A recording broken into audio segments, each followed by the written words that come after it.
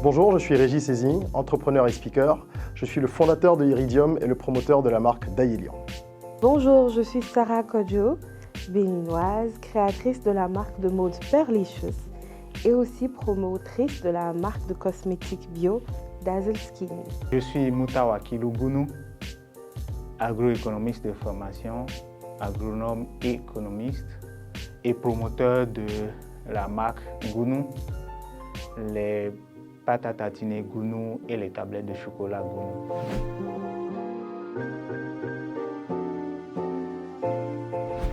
Alors, moi, en 6 mots, pragmatique, polyvalent, créatif, résilient, réactif et réaliste.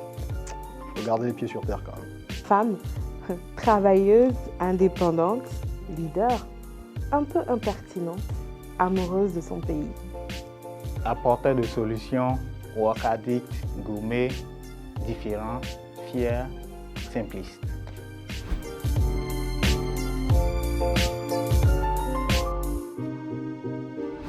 Est-ce que j'aurais eu la même idée de business dans les années 50-60 ?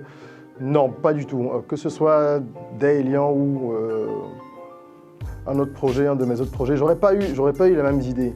Simplement parce que je pense qu'un entrepreneur, c'est quelqu'un qui apporte une solution à un problème contextuel.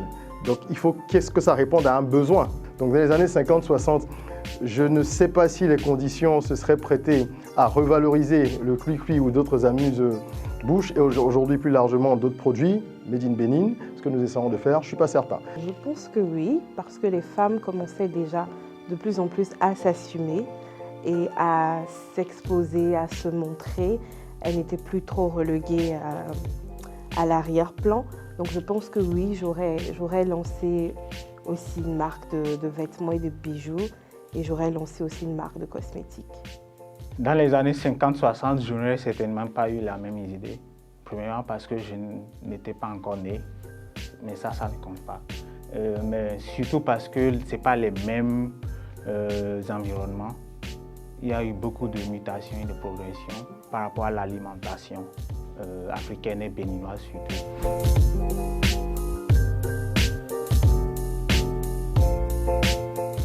Alors, en tant que béninoise, ce qui me rend fière, c'est de pouvoir travailler dans un environnement paisible.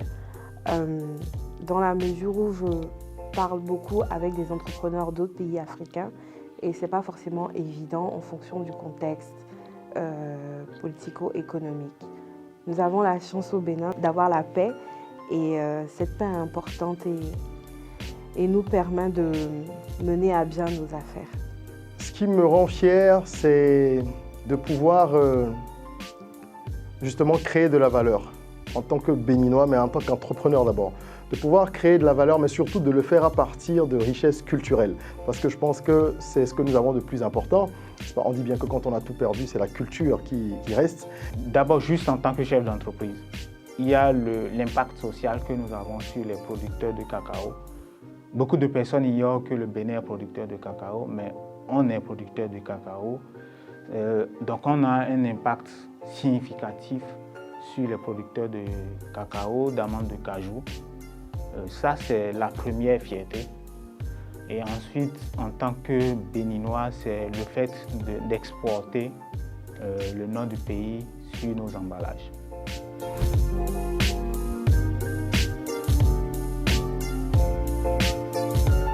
Ce qu'on veut apporter tout court, simplement, d'abord, avant de parler du pays, la possibilité, je veux dire un moyen pour tout le monde d'accepter sa différence et d'en être fier, de l'affirmer, de l'acclamer et de l'exhiber.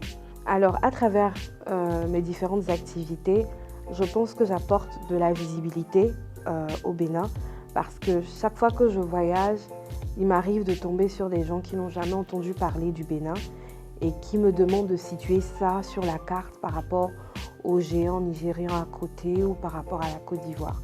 Et après, ce que j'aime bien entendre, c'est « Ah, on sait, le Bénin, on a entendu au moins parler une fois parce qu'on a rencontré une béninoise qui est telle personne. » Ce que je souhaite apporter au Bénin à travers mes diverses activités, je résumerai ça en un mot, je dirais valeur. De la valeur au sens large. Déjà créer de la valeur en créant des emplois, que c'est le rôle aussi d'un entrepreneur dans une société. Créer de la valeur en apportant des solutions utiles, créer de la valeur en apportant de la fierté, fierté pour les Béninois et pour l'Afrique, fierté à travers ce que l'on fait et qui respire notre tradition, notre culture.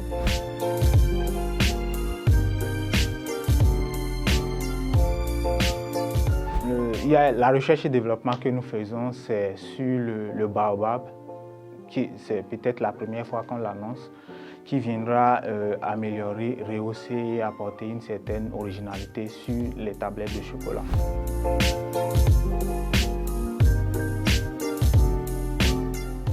Pour une femme, si je devais habiller une femme béninoise, je lui mettrais une très belle robe de mariée ou de soirée en canevas et que j'accessoriserais avec un beau bijou en perles. Et pour un homme, je lui mettrais de beaux bracelets en perles en terre cuite d'Abomey et en pierres précieuses.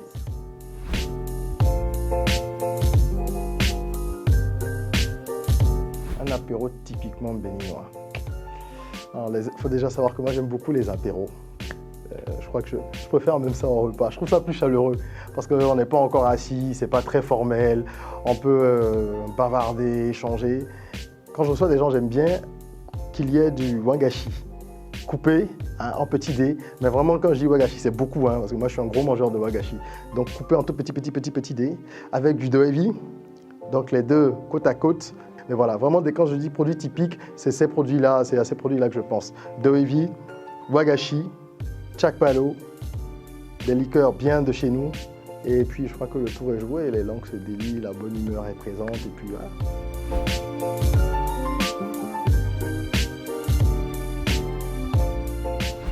Je dirais Rwendo Mambu. Ouais, il faut que la culture soit préservée. Iche, qui est le mot travail en langue Idacha. En Tendi, je dirais Kané et en fond, je dirais Evivi. Que vive le Bénin et que vive la culture béninoise. Everywhere you go, MTN.